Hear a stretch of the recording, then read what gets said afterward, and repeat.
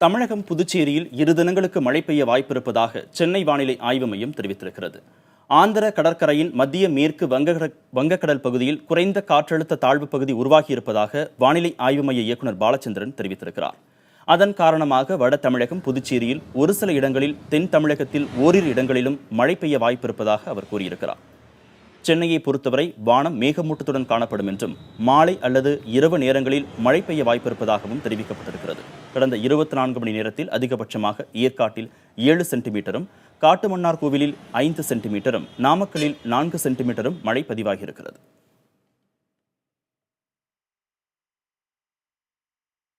மத்திய மேற்கு வங்கக்கடல் பகுதியில் வடக்கு ஆந்திர கடற்கரைக்கு அப்பால் குறைந்த காற்றழுத்த தாழ்வு பகுதி உருவாகியுள்ளது. இதன் காரணமாக அடுத்து வரும் 2 தினங்களுக்கு வட தமிழகம் மற்றும் புதுவையில் ஒரு சில இடங்களிலும் தென் தமிழகத்தில் ஓரிரு இடங்களிலும் மழை அல்லது இடியுடன் கூடிய மழை பெய்யக்கூடும்.